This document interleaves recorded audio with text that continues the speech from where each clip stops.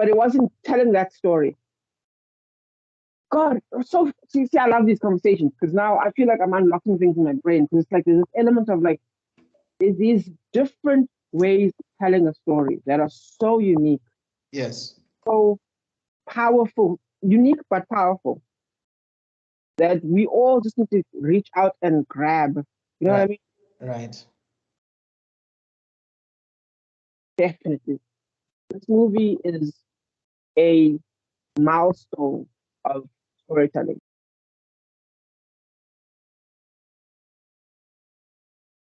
Hey guys, guess what? We're back.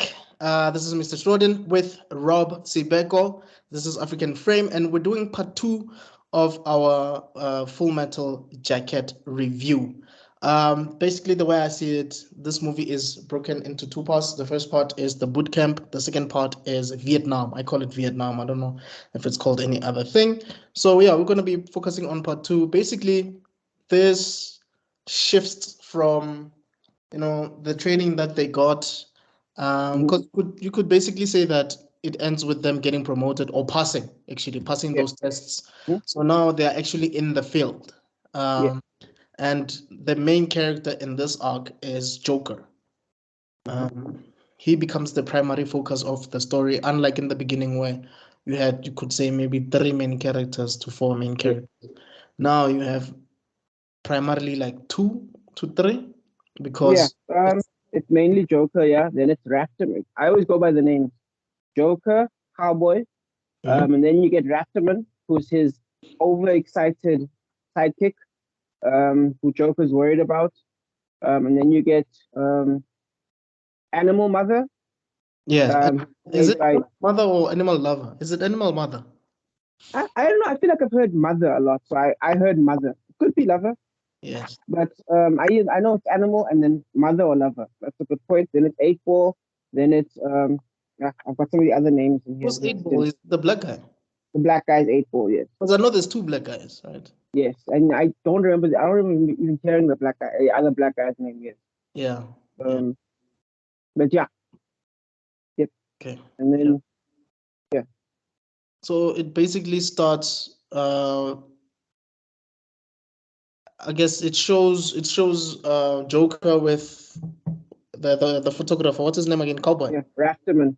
or Afterman. I mean, he did say that he wants to be a journalist, so he's out in the Yep. field. Mm-hmm. And yeah, they encounter a prostitute who's saying, me so horny, me love you long time. Yep. An iconic line that has been used in so many movies. It's been used in so many TV series and movies. I saw fun. I was watching a reaction channel recently about this actual scene, and it's so funny hearing people go, "Oh, that's where that line comes from. That's Yeah, where that line comes from. That's where that line comes from." right, Yeah. So this is basically in the world zeitgeist. Whether right. or not you know you've watched this movie, you've watched this movie.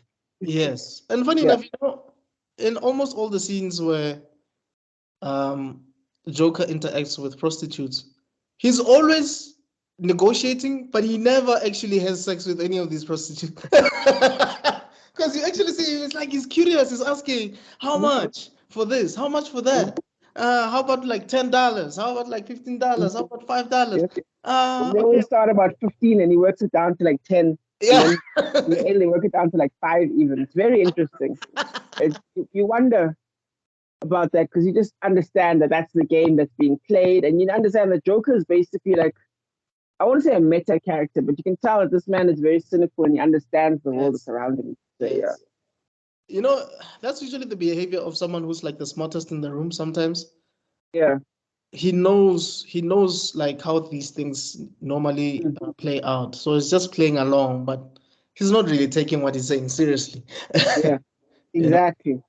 Which I think is actually surprisingly clever from the movie because I think it plays a part in for multiple reasons. You'll see later on. I feel like it causes a lot of trouble for him later on in the storyline, and then it changes at the end. But yeah, um, Mm. definitely very chillax, naive almost Right, taste to him. right. Then we get these 2 guys on you could say like on a bike. They Mhm. they quickly snatch. What's the other guy's name again? Rafterman. They Yeah, snatched Rafterman's camera. camera. Yeah, Mhm. Yeah. I genuinely thought that all hell was gonna break loose there, Mm. but then we only see like the guy who stole the camera and Joker they're busy doing like kung fu The moves. kung fu, because again, Joker doesn't care. Joker doesn't care about anything. Joker's living his best life, man. That was so hilarious, man. It was bananas. Like, you can't do that today. You can't. That's just unacceptable today. But actually, that brings up an interesting point: is the Vietnamese people are not really caring about the situation as well. It's kind of like someone once said, one of the problems with the Star Wars prequels, if you remember the four Star Wars prequels, especially in the last, what was the final movie called again? The Star Wars The prequel. last was Phantom Menace, Oh, Attack of the Attack Clones, of the or Clones and Revenge of the Sith. okay, Revenge of the Sith and Attack of the Clones. Even though there's a war going down, especially with Revenge of the Sith, you never really feel the war on city level. You know what I mean? Everyone's living their best life. Meanwhile, in Vietnam, they've been in war for years, but you don't really see people are stealing from them. They're doing prostitution. All these things are happening. It kind of reminded me of that, in that it's very separate. Like the American people are fighting for some grand thing that clearly the Vietnamese themselves don't acknowledge. Right, Do you know what I mean? right. They don't acknowledge the grand thing the Americans are fighting for. And Joker even makes a comment that the prostitutes, most of them are probably are sleeping with the Viet Congs as well. Mm. Obviously the ones with money. Actually, the American characters actually do say that throughout this act that look, what are we even fighting for? Because it seems like these people don't even care type Yep. of yeah. And I feel like that's a message right there of like low key that the Vietnamese people are like chill, living their like yeah, whatever, man. Do you know what I mean? For them, they're just like money. But I sort of get it because at the end of the day, you can go back home. Mm. If you survive this war, you can go back home and your reality is not my reality, right? So you could say that some of these people have somewhat become apathetic because it's like, look, this is my life. When Yeah, I wake up to this. When I sleep to this. Nothing really changes, you know. yeah, This is my life, so I don't even care anymore. yeah. You know, For it them, the whole makes sense. yeah, Yeah. for them, the whole grand battle of capitalism versus communism, because that's what all of these were in this time period. That's what it was all about. Mm. The Russians and the Chinese were trying to do stuff. The Americans and the other European nations trying to do the opposite of whatever the communists were doing. Those were the two sides. And Vietnam is like, look, man, we just fought off the French. We just fought off, I think they fought off the Chinese as well. But they've just been fighting off different countries. They don't care. So Yeah. it's very interesting. Yeah. But yeah, I just think that's a fun thing to talk about, to notice. Yeah. Um, yeah. And the fact that Joker is just so indifferent to the whole thing. He's just above it almost. Um, just wait. I think Uh, the other thing that we can mention maybe is maybe it was necessary for Kubrick not to show them, doing anything to those guys that stole. Because at the end of the day, those are the people they're saving, right? So true. But also, yeah, it would have been too much of a war message if he did that. And also, it would have bogged down from what he was trying to do. He was trying to, I feel like, remember what I said yesterday? It's all about atmosphere. This is how the Vietnamese people are acting. You know what I right, mean? right. That's all you needed to know. So now we move on, and you kind of see Rafterman when they go home, obviously, because their day is obviously over. And Rafterman is pissed off about the whole thing. He's like, why don't they, what does he say again? He says, why don't they help us? But yeah, that's not his. Joker doesn't care. Rafterman's like, I want to be in it. I want to be in the action.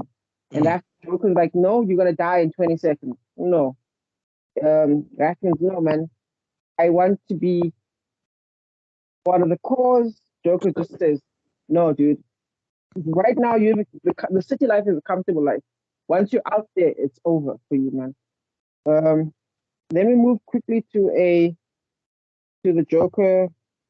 Oh yeah, they moved to the editing room, the editor room. You know what I mean? Where like the newsroom of the military base. Right. And that guy, which again kind of gives you a vibe of what's happening there. This guy talking about the different articles, and he kind of sets up about like um about the different situations. Okay, your article needs to be this. It's really cool about how it's all propaganda and fluff, basically. Right. He's saying, okay, no, guys, you can't call them this. You can't call search and destroy. You have to call it sweep and clear. You know Yeah. what I mean? And the OG propaganda coming in right there. And Right. most films you've actually heard before, if you actually think about it. It's almost ahead of its time, this movie. But yeah. And it And also again, shows you the genius of Kubrick. I do know that he did. I don't think he wrote this movie yes, because I think the author of the book that is based on this movie was involved in writing the movie. So you see the genius of every character. Like it's as if he understands these characters so much that he also knows their profession so well that he knows which words to use in articles. yep. And I think, yeah, Thingamajiggy once said, I am not a writer. He made that clear. Kubrick said, I am not a writer. I leave that to other people. So he's just out here converting it to a movie. You're right. yeah, But yeah, you see the Joker kind of messing around as well. He kind of makes jokes about the whole situation because he writes a real life situation where the Viet Cong cannot be seen.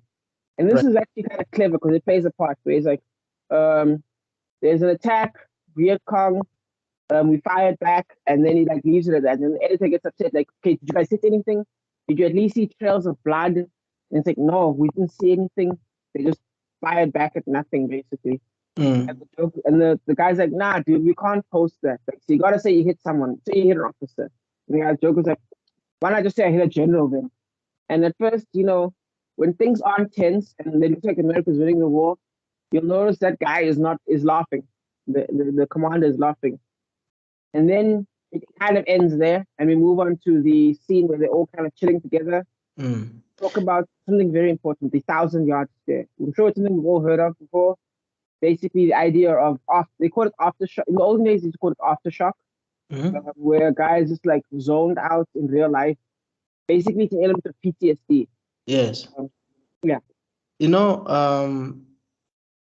when I saw that scene, the scene that you just talked about now, mm, and how his superior is behaving from this guy, from Joker's remarks or his, funny lines, is this guy is very different from the drill instructor.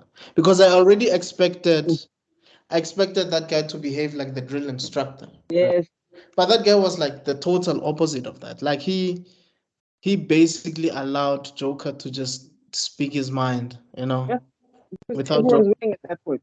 Yeah, Yeah, yeah. because I mean, there everyone's does down. come a time when he gets fed up, but like before, Yeah, yeah, it just, to me, it mhm, just feels like, well, he just actually allows, you yeah. know, the people So under him Joker. to speak their mind. So exactly, which is so funny because when I saw that scene, I was like, "What are you? Okay, what are you doing? This is the John Wayne thing all over again. Don't do this." Yes. But the guy was fine with it. Yeah. And then having the conversation, and then by the way, there's something clever. The Joker, something that reminds you that Joker is actually clever. The Joker in the beginning of things says, "Hey, there's intel going around that says they're going to attack during the Vietnamese holiday, their mega Christmas New Year's holiday kind of thing. Right. We should be prepared about it." And the guy's like, "Nah, man, they're always saying things like that. It's fine." Only for exactly that to happen. Mm.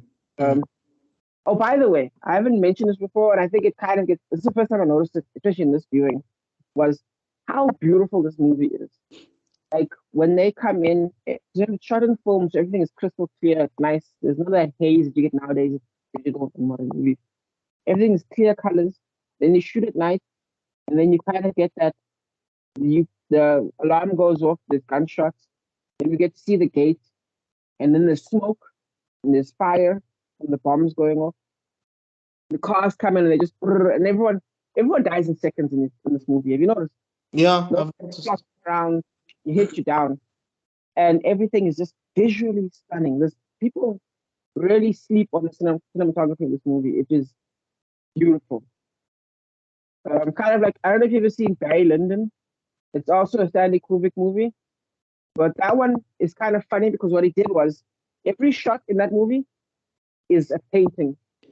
Oh. So like there'll be a scene where everyone's like chilling like this, like everyone's like they're bored and they're relaxed, and they all got like, by the way, it's set in like the Victorian ages, so they all got those white wigs. Right. So there'll be like a beautiful thing over there, right? And you just look at it, and every shot is literally a Renaissance painting.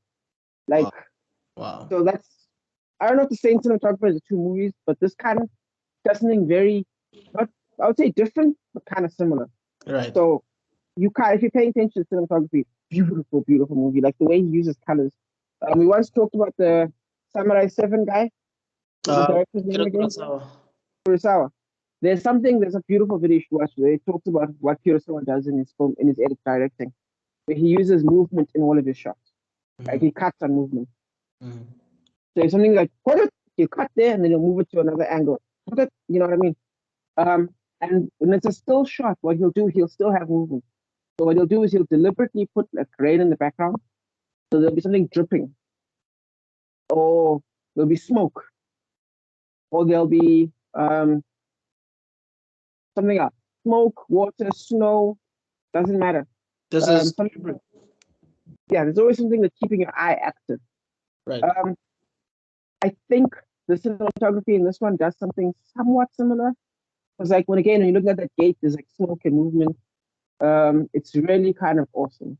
I just wanted to make a note of that. I just love that kind of thing. But yeah, the fight happens. It kind of ends pretty happy for everyone. They're like, well done, guys. And then, but even though they won, the general says, hey guys, even though we won, this attack happened across the whole country. Yes, and we basically were lucky in this. Exactly. He says Vietnam has basically been cut in half. So now we went from winning to losing in like one day, and he's not happy. And after he sets up how difficult the situation is, Joker, of course, being Joker, decides to make a joke. General just kind of looks at him and is like, you know what, Joker, buddy? I've got a place for you to go. That's when he got fed up, basically. Yeah. He's like, I've got a place for you to go, buddy. And then he says, you can take Rafterman. He's like, okay, cool, but don't take Rafterman. But I don't want to take Rafterman. But now you're definitely taking Rafterman with you. And he said that Rapman said, can I please go with him? Yes, you're right. Yeah. Please give me permission to go with him. Yeah. And then Joker's like, no. But Rafterman's like, screw you, Joker. Yeah. It's like, no, I don't want to be responsible for Rafman. And it's like, now you're gonna go with him now. Exactly. Right. And then we get cut to the scene you mentioned yesterday about the guy. The trigger happy guy in the helicopter. Yeah. By the way, I think actually, you know what's funny? We're at the story's midpoint right now. Even though I feel like this is not a typical story, so I feel like any story rules are basically broken. Yeah, no, this second arc for me, I don't know how to explain it. Literally, it feels short. Mm-hmm. There's a lot happening, but at the same time, there's not really much happening. Yeah. Yeah. It's like the movie Jarhead almost. But yeah, we cut to a chopper and the gunman. Rafterman is sick already, and there's a gunman firing erratically. We don't see at what. We just see until eventually you see that he's firing at villages. Right. And we see this man has got a catch-22 of his own insanity, where he says anyone who runs is a VC, and anyone who doesn't run is a disciplined VC. He's completely insane. He even laughs at his own actions, knowing that it's bad, and says war is hell. It is. This is Joker, right? Yeah. No. The guy shooting isn't Joker. It's the guy you said was supposed to be the original. Oh yes. What did he say? He laughs and he says war is hell at the end. Oh, this is when he was killing those people. Yes. Well, we never actually see him hit anyone, but yes, when he was killing those people. Well, look, I did see someone. Maybe they were just. You saw them running. I don't think you actually saw anyone Yeah. fall. But yeah, One of them actually fell, but I don't think they fell because they got shot. I think they were just sort yeah, of, when you duck and basically yeah, just I understand. yeah. But yeah, the point is, the man says he's killed 157 people, 150 animals or whatever, women and children. He says doesn't mind. Joker's horrified by the whole thing, doesn't care. Yeah. Joker's horrified, but the other guy just doesn't care. And then at the end of it, he says war is hell. Not Joker, but the guy. Yeah. Yeah. So that you can tell these guys got gone crazy. You know what I mean? So basically, you could say that he's basically saying that someone has to do this. This is a job that someone has to do, whether we like it or not. It's what war is. This is what war is about. I would say it's something that he wants to do, and because he's stuck there, he's doing it anyway. You know Yeah. what I mean? Yeah. That's more my opinion of it. He's stuck there. He can't go home, so he might as well just have some fun. Mm. They wanted to kill some bad guys, and let's face fact, the bad guys are all invisible. You know what I mean? Like they, even in this movie, Yeah. everyone's invisible. Yeah. Yeah. So he might as well just shoot the people he can see. You know what I mean? That's kind of how I pictured it. Yeah. Then Joker meets up with a commander because he knows a cowboy is somewhere in the distance. Mm. So tries to find cowboy, and then he bumps into a mass grave of about 20 people. There's Mm. VC who were killed by other VC, by the Viet Cong. Because I Turns think out the Viet Cong, it's curious to know why yeah, they actually can have like a space of 20 people in one. Well, mass uh, grave, yeah. yeah. It's a journalist, yeah. So he's doing his job, yeah. So you ask about it, and they're like, yeah. Turns out what happened was they told these 20 people, hey, you guys won an award or something like that. And then come outside. And then, yeah, they gunned them down and shot them in the back of the head, just execution style, and just stuck them in the ground. This is the Viet Cong The Viet Cong did this, yeah. to the Americans. No, I'm assuming what you would say collaborators. Anyone who was helping the Americans. Oh, What I assume it is, either that or it's just people that were just considered a problem. But yeah, the Viet Cong started to kill them. But it was teachers, it was a mayor, it was yes. important people. Like civil Community. service, basically. Yeah, exactly. Yeah. Then he meets the famous scene about the duality of man comes when that sergeant goes, "Why are you wearing a peace sign?" I really And you got such to kill. that was a Hmm? good actor. I don't know who that actor is, Yeah. but I loved and his role is very short, but Hmm. his interaction Yeah. with Joker for me was outstanding. I wouldn't even have had an issue if he played the role of the sergeant what's this the Yeah. No instructor. sergeant. Yeah. Yeah. Oh Uh, yeah. And I could understand why. Do you love America? I love that whole thing, man. You a team player? I love that whole thing. It was great. but yeah, the Uh, duality of did you call of it the man. duality of man? The Youngian thing. It's Carl Young. The Youngian thing. Carl Young. He talks oh about, you know who Carl Young is, the yes, philosopher. yeah, he's a philosopher, right? Yeah. You know, the man challenging the bull kind of thing. Which, yeah, kind of, and I feel like one could argue that this movie is a metaphor of that, really. Of like Joker becoming a different man in a way. Right.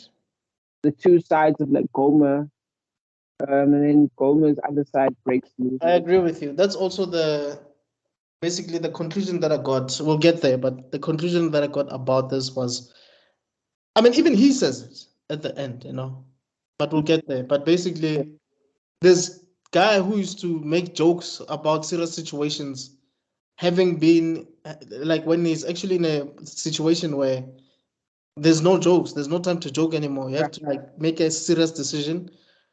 And that's now where the duality thing comes in, where there is a time to joke around, but there's a time where nothing is funny anymore. Yeah. Yeah. But yeah, then finally at about 106 minutes in, we finally meet Cowboy, and you can kind of feel that it's been years. And yeah, we discussed this yesterday about how this was a better meetup than Ahsoka and a lot of these Star Wars modern movies. The emotions behind them, hugging each other, and just it was just a great meetup Right. between Joker and Cowboy. It was just beautiful. Yeah. Then we went out there yesterday. So yeah, then we meet Animal, Alec Baldwin, and we get another surreal moment, kind of like the chopper scene of the what is that guy's name? What's his name again? Ah, gosh, I can't remember. Let me see if I can remember. Which guy is this? The guy that talks to the dead VC. I think I wrote it down. Oh, the guy who wanted a photo. Yes, with the dead. No, with the dead VC, with the dead Viet Cong.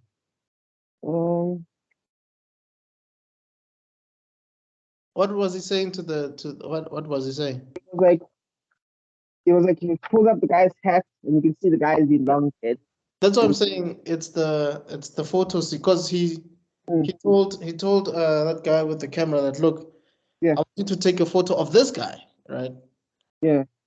Basically, the idea is he's like, this is the party is being held for him. This is a man of honor. And he's like, we're going to miss you, because when the Viet Cong are gone, who are we going to have left to shoot? It was pretty cool. But it was very distorted and messed up. You know what I mean? Yeah, but I saw it coming though. It's I think I could tell that that's what it's gonna end up. Definitely. Then we kind of get like a pattern of all the commanders dying, because it's kind of interesting. Because I don't know if you remember the movie Rules of Engagement with Samuel Jackson and not Robert Downey Jr. What's his name? I do remember the title, but Samuel Jackson and I know the title, but I don't know U.S. Marshals guy, the guy from U.S. Marshals. Wesley Snipes. Guy from no man, the Tommy Lee Jones. Tommy Lee Jones. Say it again. Tommy Lee Jones. Tommy Lee Jones, yes. Where basically Thingamajiggy says, "Do you know what the lifespan of a commander was in Vietnam?" And he says 15 minutes. Yeah, that was the lifespan of a commander in Vietnam. Things were so bad there, and we kind of low key get a kind of a picture of that, because the first person in charge, I didn't copy his name unfortunately, but we meet him when he meets Joker. When Joker touches down, that's the first person he talks to, who's the commander of the squad. And they walk with the tanks, and he blows up because the tanks get attacked and he drops. And that's the first person down. That's the first commander down. Yeah. And the guy that's the commander doesn't even make a single sound. Basically, yeah, just drops, yeah. Just drops. Yeah.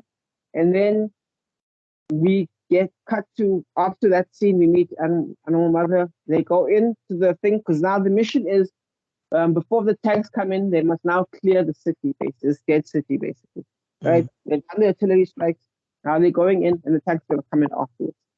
Which is funny because you think the order would be opposite. But anyway, yeah. So yeah, the whole tank come in.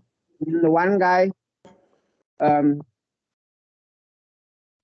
takes a peek. It's the funniest scene, and he just gets nailed by 1,000 bullets in that building. Remember? He just like drops dead immediately. Yeah.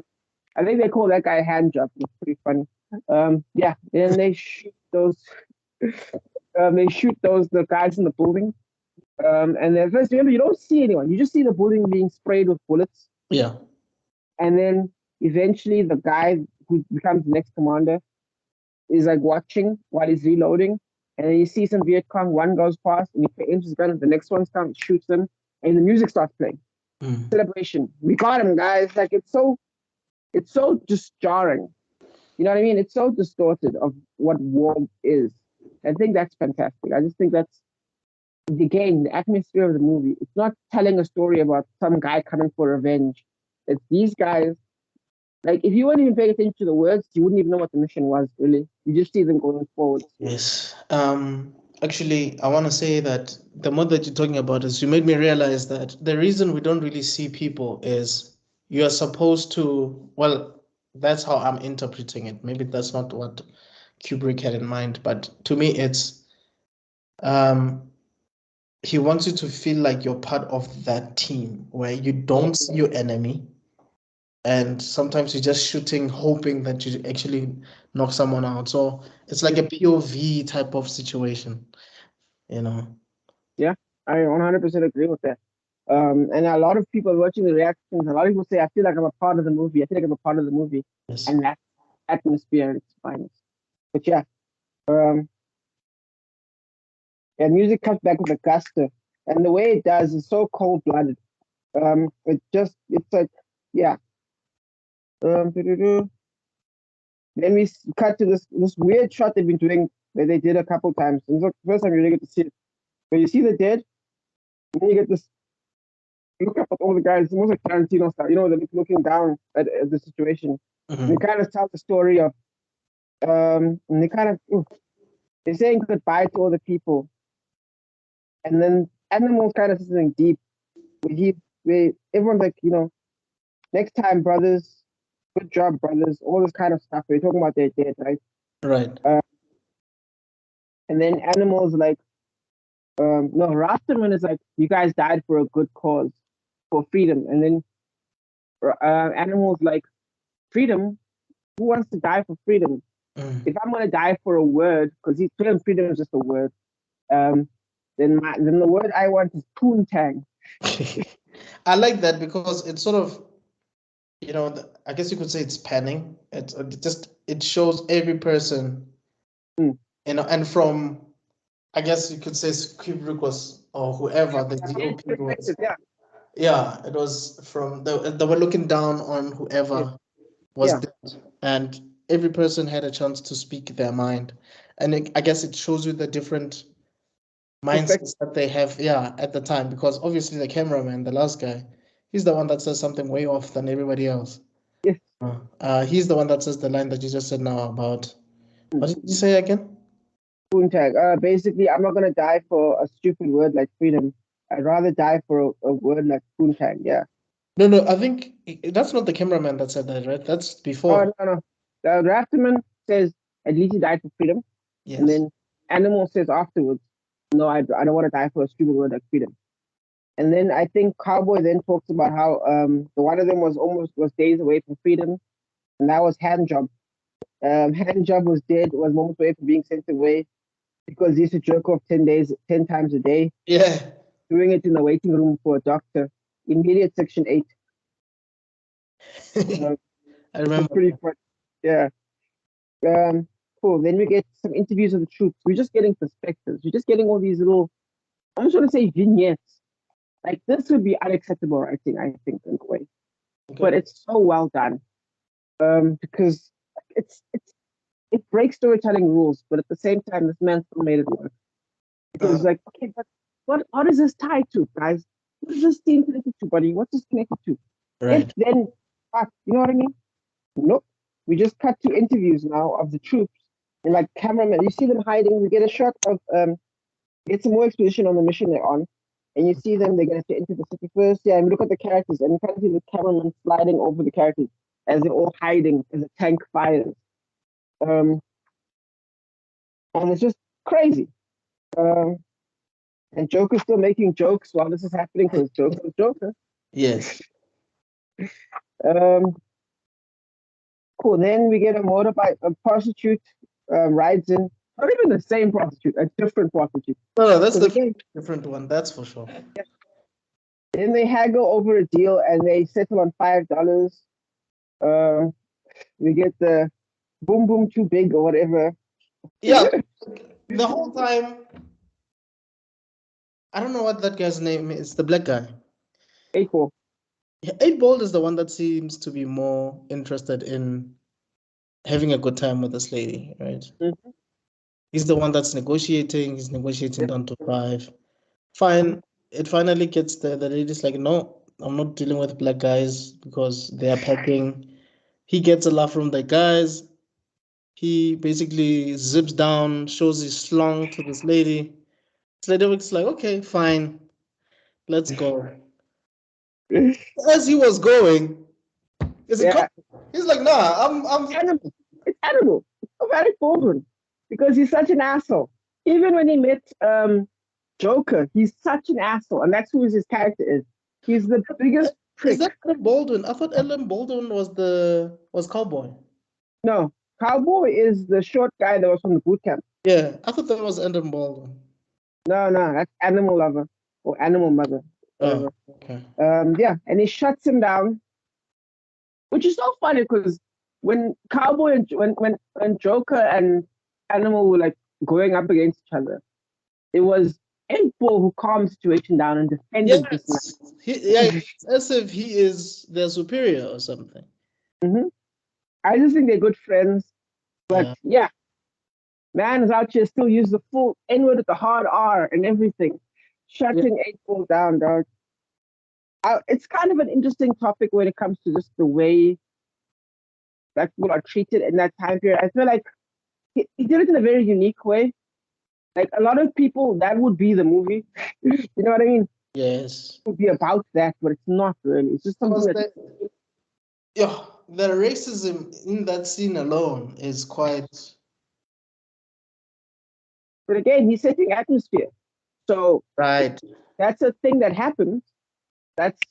He's painting a picture of the world. Yes. And what you as a black person have to live through in that world. Yes. Because no one there actively hates 8-Ball at all. I was gonna get there. Yeah. Like, I mean, this guy he has my back. Yeah. He has my back. So he's more like a brother than he is just a black man. And later on they step into the fire to try and save this man. Yes. But at the same time, he's still black. When things are quiet, I'm still gonna call him a nigga. But yeah, with the hard R. Yeah. And I mean, he does say, look, it's not like I'm gonna take long anyway. So yeah, it like tries to defend himself, yeah, because in case people get mad, yeah. That is kind of funny, yeah. Yeah. Then that was like the last happy moment, I believe. Yeah. We're back in the silence, broken by gunfire. Oh yeah, Crazy. I think Craze is his name. The guy that had a dead Vietnamese guy. Craze. Yeah, we're back in narration. We're following the mission as a man is killed by a booby trap. Like he picks it up and it blows up in his face. It's crazy. I didn't expect that at all, actually. That blew my mind. Yeah, just happened out of nowhere, bro. Out of nowhere.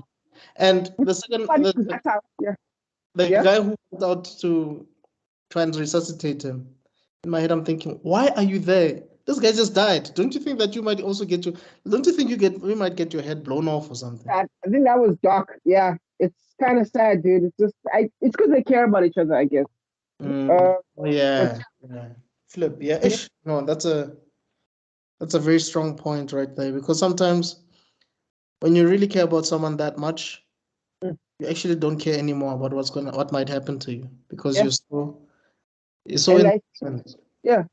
And I think the group's cohesion falls apart after he dies, because no one really listens to Cowboy, which is its own problem, but we'll get there.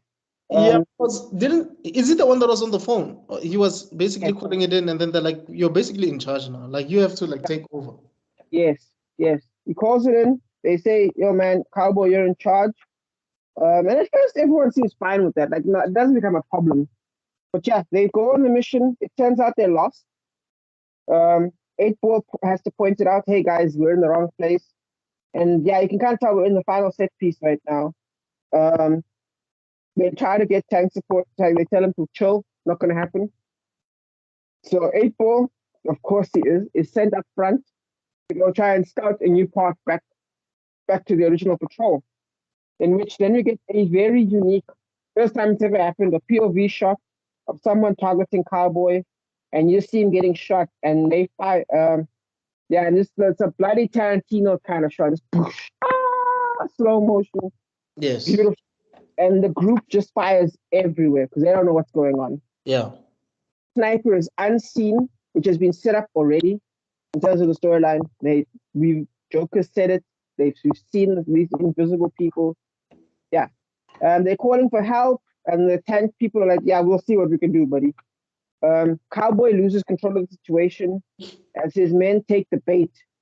Because Cowboy says he's seen this before, but the men don't care. They take the bait, and Doc, Um, and Doc, because they take the bait because the sniper has been torturing 8-Ball, shooting him repeatedly. The Doc goes after him, the only group doctor, goes after 8-Ball and is wounded too, and now there are two wounded. And then Cowboy finds out that there will be no tank support. Cowboy is then completely unable to control the situation.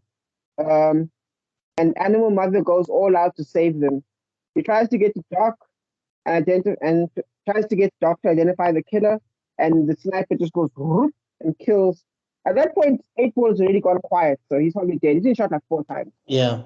And then Doc gets killed as well. By the way, the tension and the chaos is just fantastic at this point. Like, there's no dramatic music. It's just us in this moment. Bro, it's like you were saying earlier on. It's like you were there. It feels like you're in. You're with these guys actually. Yes, you want to be quiet too. You know what I mean? You're looking around corners too. Yes. Oh, it's beautiful. Animal convinces them to come forward. They come to Animal quickly, scope slowly. No one knows where the sniper is.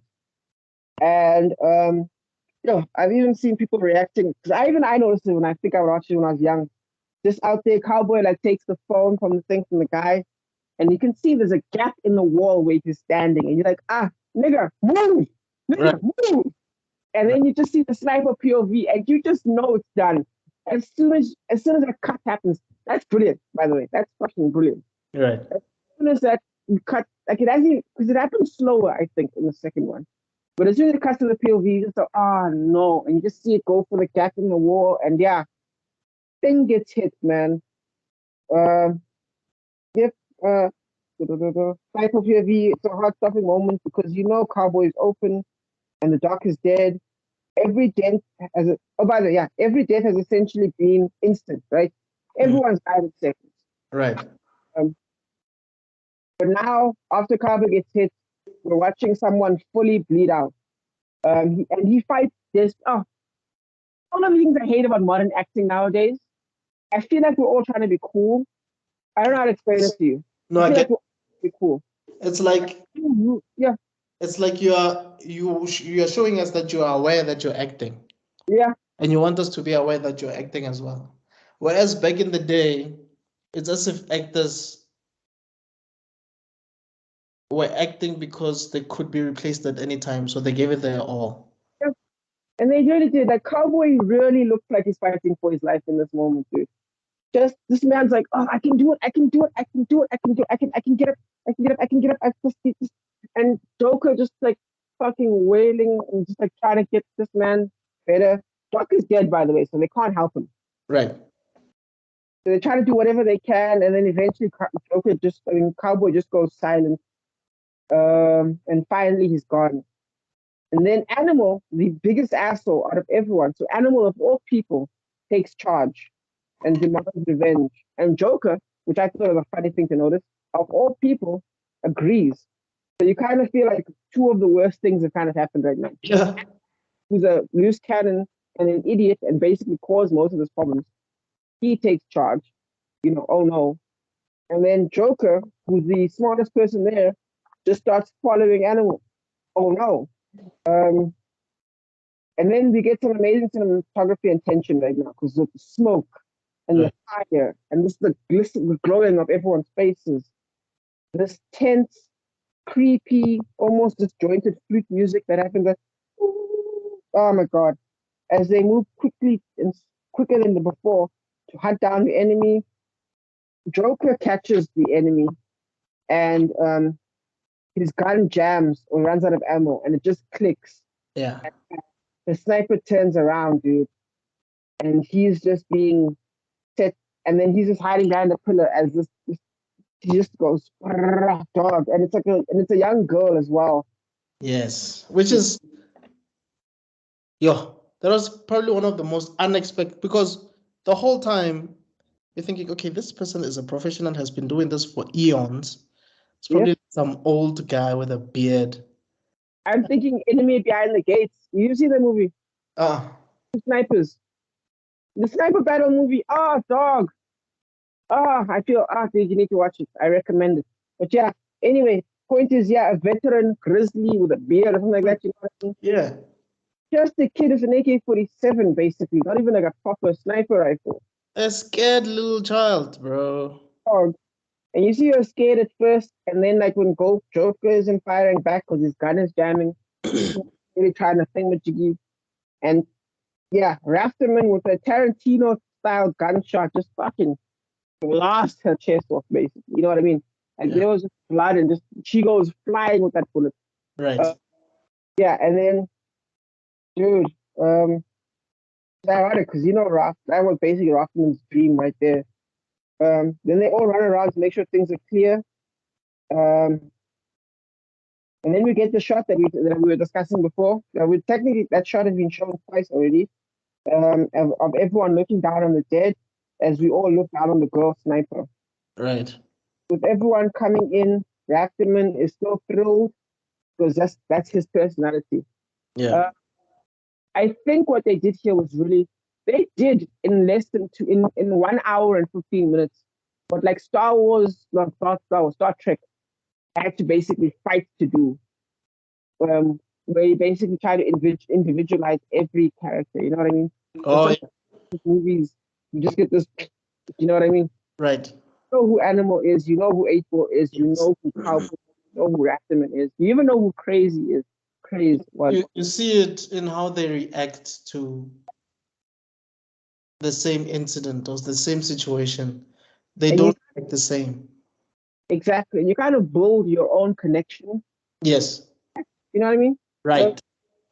First of all, you build a connection with them and a connection with yourself with who you agree with more. You know what I mean? Right. We all knew what that Animal Love was going to probably say the worst thing. We all knew that Rafterman was going to be thrilled, you know, just out here, Star Spangled Banner. But I think the most shocking one is maybe Joker because you see him kind of change. This little girl actually gets the longest death. I mean, I think it's because she keeps begging them to shoot her. Yeah, exactly. Shoot. She's destroyed. Yeah. First she prays. Because Joker. Oh yeah, in Vietnamese, no? Yes, she prays in Vietnamese, and then eventually she starts begging for death. Joker steps up to be Joker step up for his first confirmed kill. You can see Joker struggle with it. After he does it, Rafter even laughs and calls him ugly. You can kind of tell that's that's the first kill that even though this man has been there for so long that he's learned Vietnamese, like that's how long he's been in Vietnam, Joker, you know what I mean? Yeah. This is the first time he actually gets himself the 1,000-yard stare. The last narration is another briefing of the next part of the mission. Then they sing the Mickey Mouse song. Also, we need to mention that this is where I think Cowboy, is it Cowboy? No. What's the other guy who was in charge at the time? And Animal Lover. Yes. This is the first time that they actually disagree on something because he even asked them like, "Who are you the leader now? Are you in charge now?" He challenges him and he says, all your friends are dead, buddy. Yes. Because again, that's kind of how Joker's thing is that he relies on the kindness of other people basically to still be his glib, aloof way. Yes. And that's all gone now. And Animal Lover never liked him in the first place. Yeah. So and then Joker's like, nah, dude, I'm not trying to do any of that. I just want us to, what did you say? I think he wanted us to just spare her life or kill her, one of the two. Kill her, basically, to get done. Yeah. No one wanted to spare her life. There was no way. But at the same time, she was gonna sit there and rot because that's what Animal Lover wanted to do. Right. It was like, there's no way of her coming back, right? And the guy was like, yeah, now she's post. And then they're like, oh, okay, in that case, let's let her rot. She can fucking suffer there. And then Joker's like, you can't do that. And yeah, and that's kind of how that happens. And that's how Joker goes through his first ever like proper metamorphosis. Like that's what actually breaks him away. You think about everything that's happened to him, that's what broke him. Him having to do this thing. Yes, that's where the duality thing now kicks in, because that's the opposite of the normal Joker that we would see in Yeah, that situation. He realizes the gravity of the situation, realizes that, look, I guess also I guess you could say it also ties in back to what Pyle said in the toilet, where he was explaining the number of guns that he has, hence the whole Full Metal Jacket part, where the significance of one bullet, is shown here in this particular scene, because all that girl needed really was one bullet to end her misery. yeah, But you see these two men just negotiating that one bullet, to a point where the other one is busy questioning whether this one is undermining their leadership. yeah. Uh, so it's I mean it's quite fascinating to see that. No, definitely. And Yeah. all, and like you go through all that, then they do that, then yeah, life just carries on. Yeah. Marching with the tanks afterwards. Joker's got the 1,000 yard stare. I wouldn't say he's broken. I guess you could say he's broken. And then that finally he gives like most of the time his narration is just poetry. I mean, it's just talking. This time he kind of gives like a proper poetry where he goes over everything that's gone over his life. Mm. He brings back Mary Jane Rottencrotch, which I thought was funny, which is a thing that the commander once said. Right. Uh, he brings back Homecoming. He brings back the whole being in a world of shit. It's all black, and in the end, with all the things, all the jokes and all that stuff, in the end, he's just happy to be alive. Yeah. Yes, he's battered. Yes, he's a different person now, but he's happy to be alive. This is when they were singing that Mickey Mouse song, right? MECKEYMOUSE, Mickey Mouse. Mickey Mouse! Mickey Mouse. Mickey Mouse. Mickey Mouse. MECKEYMOUSE, Mickey Mouse. Just hilarious. It's so beautiful, dude. And then just to emphasize how, again, because remember what Pyle said and what he said earlier was where I'm in a world of shit. No, I'm in a world of shit. Right.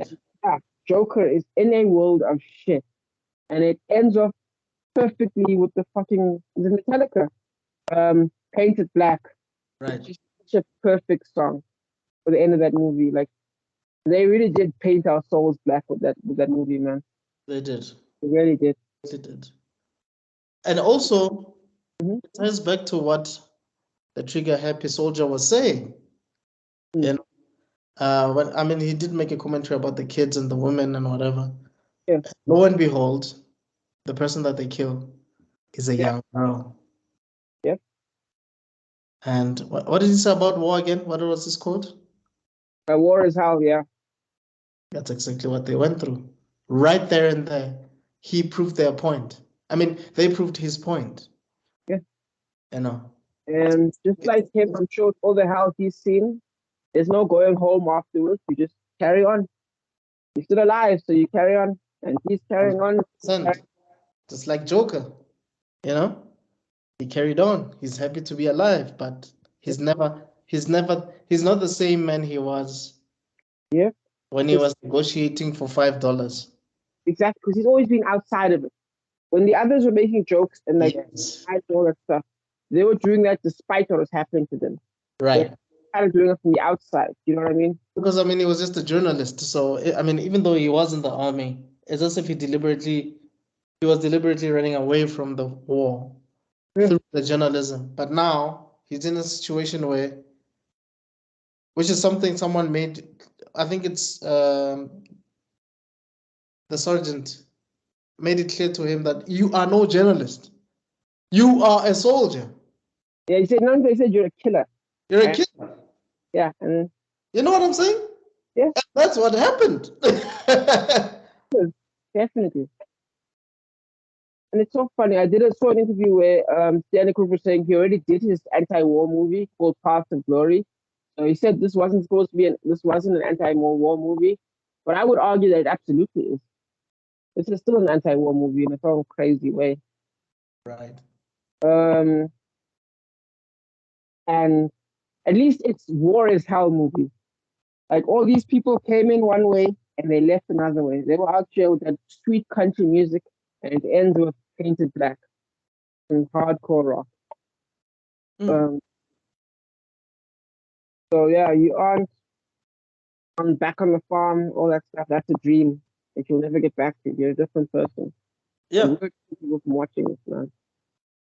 And I think that's why, man, I guess that's why these soldiers have this unending trauma that lasts a lifetime. The Yeah, stuff that they witness there, yeah. it really cripples you no matter who you are. I mean, you do have people like Pyle, who don't even really survive boot camp. Then you have those that survive boot camp, but the field messes them up so badly that. But it makes you wonder about the value of the first 45 minutes. Were they preparing us for war, or was it just an opener? Right.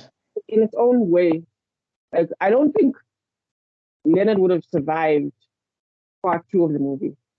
If you know what I mean. Who? That was years.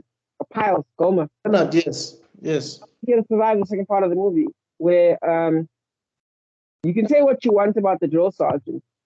Again, the system was not built for Goma Powell, but drill sergeant was the least of your problems. You know Yes. what I mean? Right.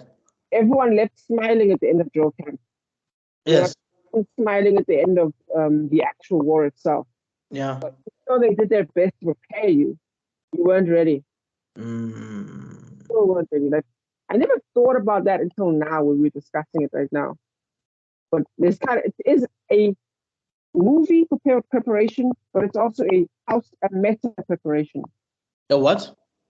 A meta preparation. Like it affects you outside the movie. Right. Like, we needed the drill camp to be 45 minutes.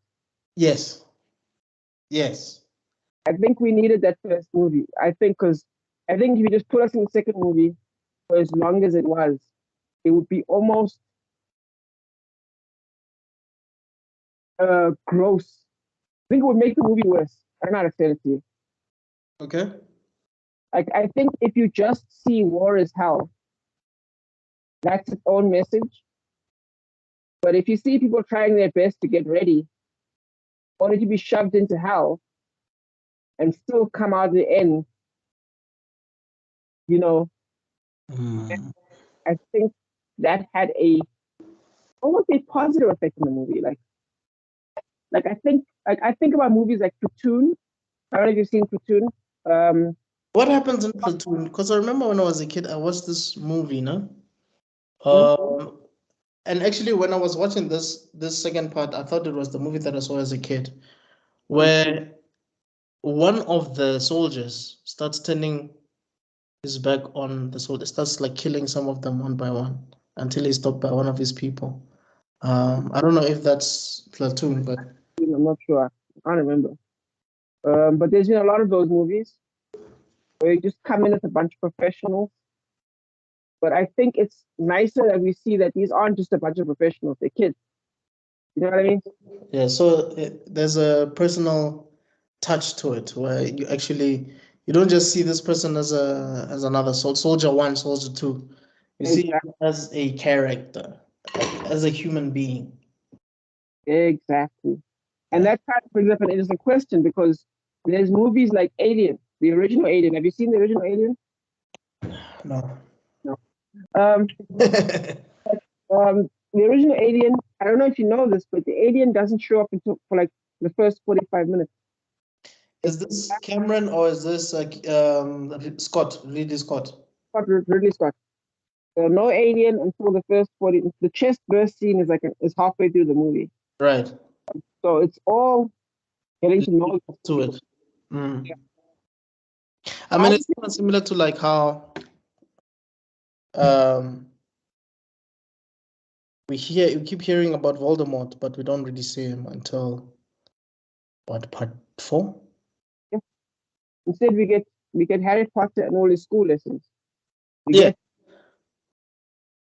We get to see 3 movies at least of Ron Weasley, because Ron Weasley becomes insecure about Harry Potter in about the 5th book with the 4th book, the Tri-Wizard Tournament.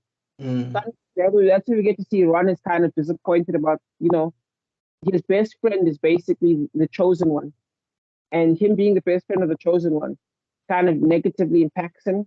So they fall out in the 4th book / movie, and then they come back together, but it's always kind of there. So when you kind of see him with I agree with you. That's why, for me, from the 4th one, I didn't like Ron anymore.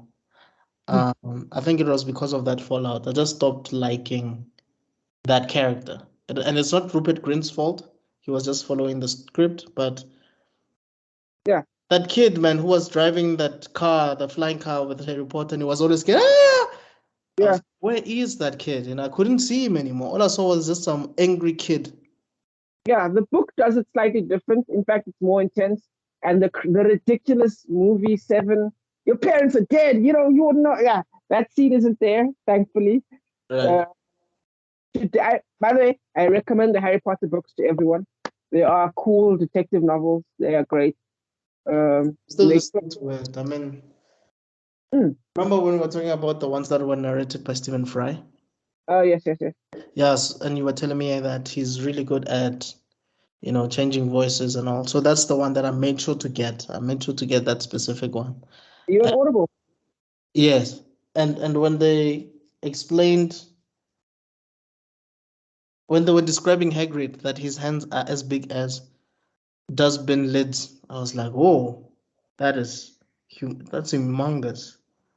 You kind of get an idea of how big he is. Like, he used to say that when he was a kid, when his dad used to upset him, he used to pick him up and put him on the drawer. Jeez. I forgot what book that was, but yeah. I mean, the positives and negatives of books are so intense.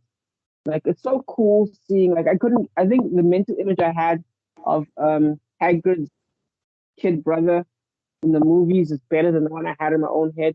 But then the mental image I have of like blast-ended Scoots from the 4th book is just so much cooler. By the way, you don't even know what those are, but they're like these creatures that Hagrid was raising himself, and they turned out to be like these awesome monsters that are basically ridiculous. But yeah, you'll see when you read the books. Harry Potter, the books are fantastic. What book are you on again? I'm still on the Philosopher's Stone or the Sorcerer's Stone. I'm still there. I just got to a point where Harry's uncle and aunt wanted to go to the park or something, or to a theme park, I think, and they just didn't want to go with Harry. So they were suggesting some neighbor, and Harry's like, no, but she farts a lot or she smells or something, and stuff like that. So that's where I basically am, because obviously that spoiled kid of theirs, they wanted to take him somewhere, but they didn't want people to see Harry Potter with them. So yeah. It's going to be difficult for you to reconcile that later on with the Dudleys. Yeah. I'm excited to hear. I'm going to update on that when you finally finish all the books. All right. God damn, bring me back to good old times. But anyway, the point I'm bringing back to the tangent is I think this one is slightly different, because normally, again, you have to buy. I feel like you have to buy those emotions with scenes. Right. First of all, you have to buy it with time, number one. Mm-hmm. So the slow tension of like the toilet scene, the slowness of that is fantastic. Right. You have to buy the emotion with scenes. I feel like that's something that actually, I just figured this out like this week, actually. There's a difference between time and scenes. You know what I mean? What's the difference? Following me? I'm not sure yet. I think. But I think I do understand. I think I do. Maybe okay. Let me just explain it the way I think you're saying it. Mm-hmm. There's a difference between understanding a character when nothing is happening and forcing the viewer to understand a character through a scene that is written so that so that you get exposed to how that character might react. By that I mean there's moments where Joker hesitates to do something even when the stakes are not high. That makes you understand who Joker is in general. Yeah. But when you write a scene where Joker is hesitating so that you can get an idea of who he is, you might misunderstand that as just him panicking at that moment, but that's not really who he is. So you could say it's yes, okay, it's breadth versus depth. all right, Gives you breadth, all right, nice wide surface. So let's say, for example, there's a fudge. Okay, let me think of an example of a movie we've all seen.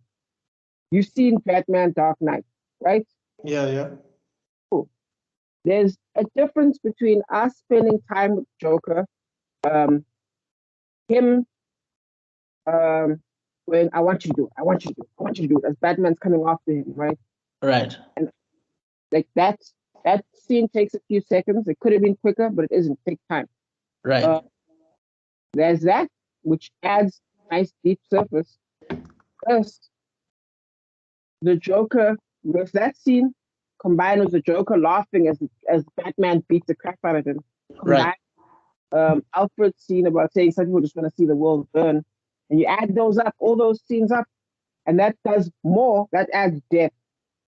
You know what I mean? right, So yes, I can identify with the scene, one scene that takes its time, but that's not me participating. That's me empathizing. But me getting ahead of the scene, me getting ahead and seeing above. Let me give you an example. You ever watch Beelzebub? The anime. Damn, it's great. Recommend it. I read the manga first. Love the anime too. The name just threw me off for obvious reasons, but okay. I hear you. No, because the Japanese are so flippin' weird when it comes to religion. Yeah. They're so weird. Like Hercule. Why is his name Satan as well? What's that? But anyway, not the point. But yeah, point is this guy's like a tough guy, stronger than everyone. And you see all these scenes where he's beating up all these people. And Right. then there's a scene where a bunch of rough guys are like they walk up to him like, hey, think you're so tough? And you only have to see what happens next. In your brain, you already know what's about to happen. It's done. The scene can cut, you finished, you're good. You know what I mean? Right. That is from you buying a lot of small scenes, which is why I think like scenes like The Hobbit. Now, if you read the book The Hobbit, No. damn. What The Hobbit does, right, is it does a lot of small scenes where, like, a lot of people do this. Where, like, the movie, a character gets kidnapped like 20 times in one movie. You're like, why are you doing this? Right. So I think what's actually happening there is they're doing a bunch of small scenes where similar things happen, so you can build depth on a character. In film, you can't really do that because, again, we discussed it in District 9. Scenes are expensive. Yes. You're doing it in the same location, Right. messing up already. So you need to have a bunch of small scenes in different spots doing different things. Something I'm discovering my own writing. Like I'm doing a screenplay, and what I try to do is I try to make it everything like one location. But I'm like, okay, but now there's no depth. So now I need to actually cut it up, make it small scenes. Or kind of like what happens in the second act where there's a scene with a prostitute. Something happens, but it's still the same location. Yeah. Then you have to resuscitate someone. Still same location, but different situation. Yeah. But again, it's what we discussed in District 9 about it gives you forward momentum. It gets you used to the characters, gives you forward momentum, it allows you to think ahead. Lots of small scenes are expensive, difficult, but if you can do them, you get value from it. You get a sense of adventure and growth. Right. Which is a challenge to you, the writer. Yes. Limited location, you're doing low budget filmmaking. You've got to somehow convert those limited low budget filmmaking to scenes. There was this cool YouTuber that did this cool thing where he broke down a system of filmmaking. That's what made sense. So you get beats, you get scenes, you get sequences, you get acts. So the idea of a beat is like a moment in a scene where something happened. And you get a scene where multiple things happen within one moment, one bigger moment, right? Then a sequence, a collection of scenes. Then an act is obviously a collection of sequences. I mean, obviously, a collection of acts is the whole movie. Right. Right. Now, moments that fit inside a scene, you can make those long and short, but you need to have multiple scenes because it's my point. Because when you have multiple scenes, what ends up happening is you end up building depth. That's why, again, did you ever watch Star Trek at least? This DS9 would be ideal, but any Star Trek? The original I have, even the J.J. Abrams one I have. Okay, cool. I meant more the TV series, but yeah. You notice how sometimes when there's an issue, what happened is that Worf and like Riker or like someone, basically like Captain Kirk or Captain Picard will like sit down with like 3 to 4 people and be like, "What's your idea? What's your idea? What's your idea?" And you get 3 different opinions. Like how Bones and Spock would be in Kirk's, like would try to advise Kirk on what to do, And you to make actually the idea of what Spock would think. You form an idea of what Bones would think. right. And I think in a very clever way, this movie did that. Bring it back to the movie. That's why we got that weird interview scene that again isn't weird because again it's building. We get the looking down on the dead multiple times, looking down the interviews. We can almost get 2 interview scenes if I'm correct. Yes. Yeah. So all these spots are disjointed, and I think are very hard to pull up when they're disjointed. So what a lot of people try and do is they'll try and weave it all together, bunch of stuff, and that even when it doesn't fit. exactly. And that's what this movie. I think that's why this movie is almost like a must see for any aspiring filmmaker or aspiring writer, because nothing weaves. Nothing weaves. There's no weaving here. One guy's perspective through a long moment of his life. Right. And also, it is kind of like if you really, yeah, you know, the more we talk about it, the more I realize how much of a genius Kubrick is. You see this movie the way someone would explain a story. When someone explains a story to you, because at the end of the day, Joker is narrating a story, right? Yeah. So when someone explains a story to you, it doesn't weave like that. It's not meant to, because you're remembering like bits and pieces of moments, you know what I'm saying, of different moments. Oh yeah, and this happened, and then that happened. Yeah. Oh yeah, and this happened. I remember there's a point that this happened, and that happened, and this happened. Instead of this whole seamless, you know, smooth storyline that we normally see in, because I mean sometimes when you look at a story and there's scenes where the character's not there, you ask yourself, how are you narrating this if you were not there? Yes. And this is detailed information that's held between 2 people that are already dead, because you're telling a story of something that already happened, and these people, we know that they're gonna die. How did you hear that conversation? But when you're watching this, you're like, he's almost in every scene. so it's just his perspective. You don't need other people's perspective. Yes. I don't need to see 8-Ball explaining what happened. Yeah, I don't need to see that. And for example, again, the whole weaving thing. If we'd written the story, 8-Ball would have been at instead of Snowball, it would have been 8-Ball. Yeah. We would have made that character Snowball, so we know all of each other. Right. And then we come at the end when 8-Ball dies, we're like, oh no, it's someone we know that well. Now, but here's the thing: we only get him for like a short while. But if you think about it, he gets how many scenes? 4? A lot actually. It's like 5 scenes. Yeah. Before he dies. In a lot of movies, what they'll try and do is they try to put a character in early, but then they won't actually give him anything to say. Yes, he's just there. He's just kind of there. So he gets seen 5 times. It's not the same thing. Oh, when he's over the dead body, scene. When he's talking to the prostitute first, scene. Right. shuts down the fight that's about to happen and then defends animal lover. Scene. He's the one that points out that they're lost. Scene. And then when he dies, you've seen him 5 times in the space of 20 minutes. That's actually, and not just him. I'm just talking about a random character I just called out. Craze gets his own monologue. Here's another thing. Yes, here's another thing that happens. There's this thing where we try to give people things to do. A good example, Game of Thrones. You've at least watched that. Yes, I have. Tyrion Lannister. During the second half of season 6 onwards, there's nothing for this man to do. His skills are used up. He's just there and he's not meant to die. So he just hovers around and gives people better advice. Yeah, terrible advice. He becomes the worst character in the thing because we all love him, so he stays. Right. Now in this one, Mm-hmm. I don't know how to explain this. Like there's this, it's almost outside that whole bend. Because a lot of times when we are as writers, we're like, okay, we've got to get something to do. Not necessarily. What we've got to do is we've got to make sure that we, the reader, are going wisely even here.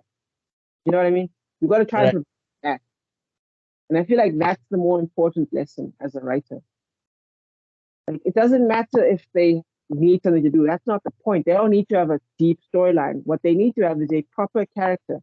And as them being there as a part of the team, as having a proper character, we will be happy they're there. I completely agree with you. And I guess that's why you have people who say,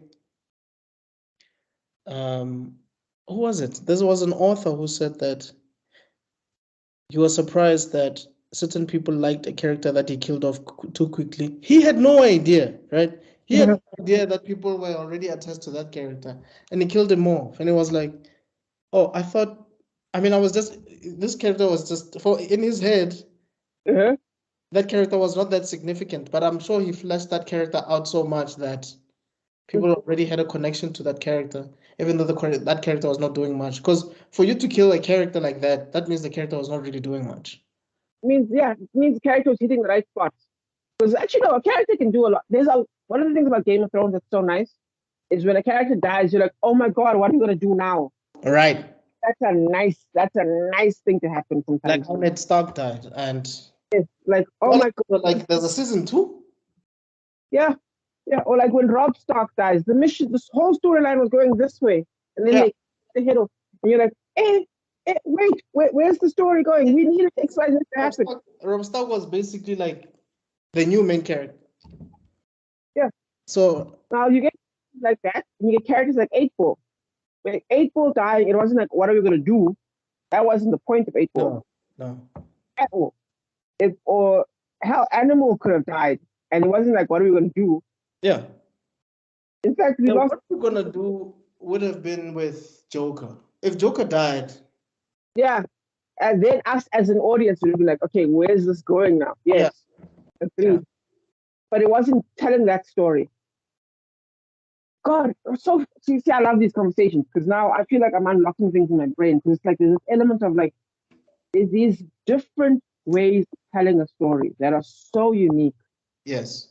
So powerful, unique but powerful. That we all just need to reach out and grab. You know what I mean? Right. Definitely. This movie is a milestone of storytelling. I was actually thinking about what you were saying earlier on during the day when you were talking about Woody Allen and how the movie would seem atrocious at first.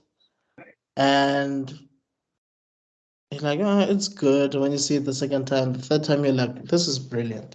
I feel like that's what happens here because the more we talk about it, the more I'm realizing, like you were saying earlier on, that bootcamp part had to be 45 minutes because otherwise we wouldn't have understood the second part of the film. Yeah, you wouldn't have felt nowhere near the same and you wouldn't have followed. Not just felt, but followed. Right. Right.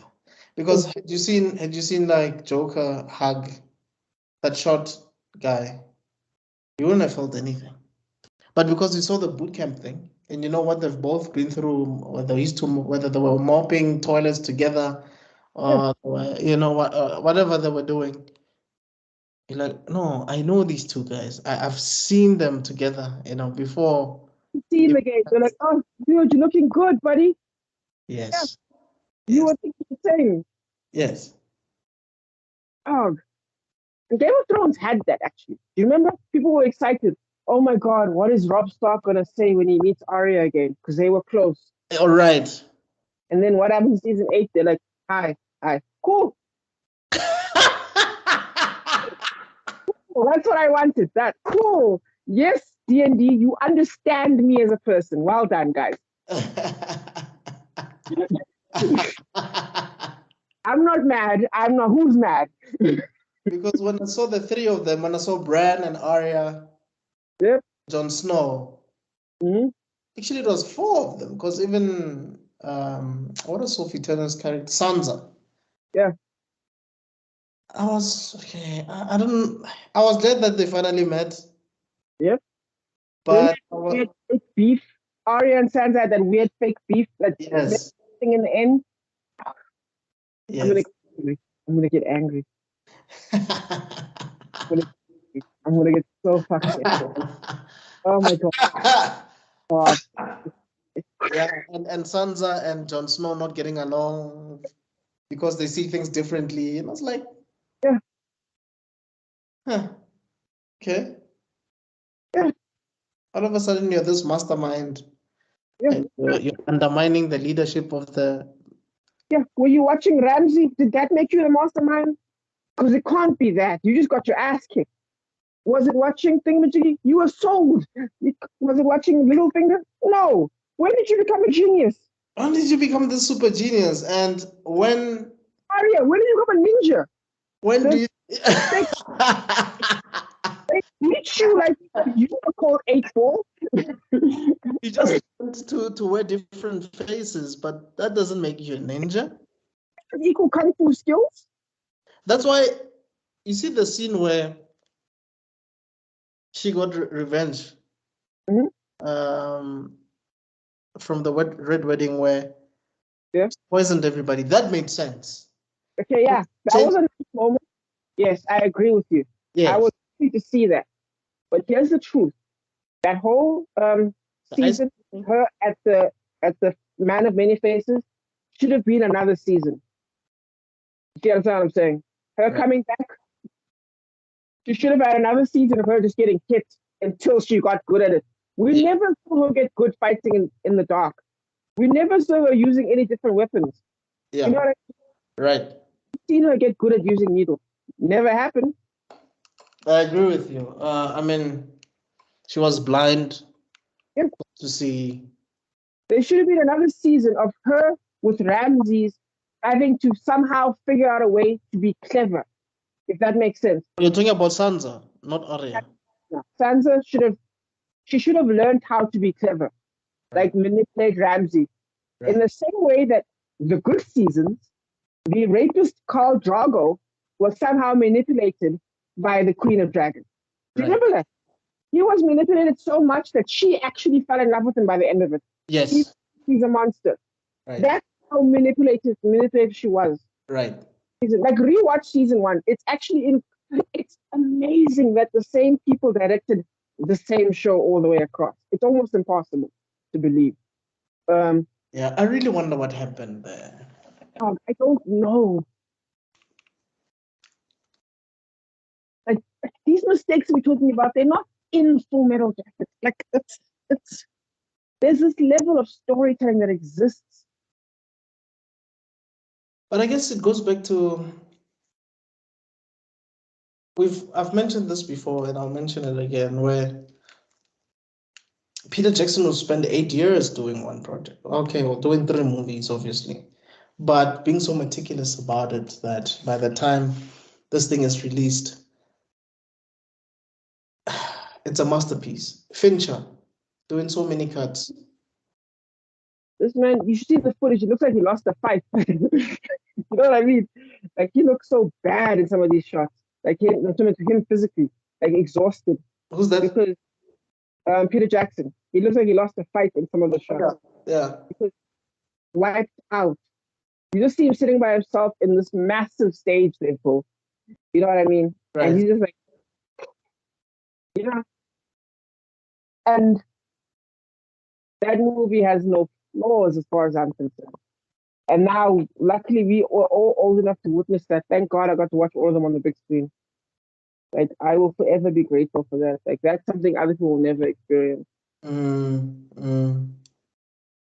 fact, my cinema, they broke it down in two pieces. The Return of the King. So you got an intermission. Oh, really? Yeah, I don't know about yours. No intermission. You have to watch it in one go. Or did you watch it on the big screen? No. I didn't watch them at one go. I think the first two are my. No, I didn't. No, I didn't watch it at one go. Dude, that's painful, man. Yeah, because at the time watching a 3-hour movie was not. We were not used to that. It was not a norm. Yeah, of course it wasn't. That's why it was so incredible. Yeah. So anyway, out of 10, how do you give this part? 10, another 10. Right. 10, dude. It's just, I've already described why it's a 10. Like, it's just perfection, dude. It is so surreal. Yeah, I would also give it a 10. I think for me, what really spiked my interest was finding out that the sniper was just a little girl. I was like, what? Yeah. You know, and she kept on saying, shoot me, shoot me, shoot me. I'm like, ish. And the way her body was like moving, it looked like an animatronic, dude. Yeah. Like, I'm guessing they used something on her body to kind of show like a separation or something like that. But yeah, like something was like broken in her body. Did that, but like the way she was like just jointed in her movement, just her eyes wide like this. Beautiful. Fantastic. Yeah. Yeah, man. Is there anything else you want to add though before we? Hope you enjoyed our last random film talk because we just love doing that. I hope maybe one day we'll just make a channel of us talking about writing techniques. Yeah, why not? Why not, man? Why not? But yeah, thanks for everything, guys. Yeah, guys, we'll definitely see you on the next one. Don't forget, Rob has mentioned that he will be releasing his books in hard copy. So once he has that sorted out, we'll let you guys know so that you can order your book and let him know your thoughts about the book. Let us know your thoughts about this part of the movie. Give us your rating. And once we've said this before, if you have any other movies that you recommend that we should watch, please let us know and we'll definitely check them out and then we'll let you know our thoughts. We'll dissect them.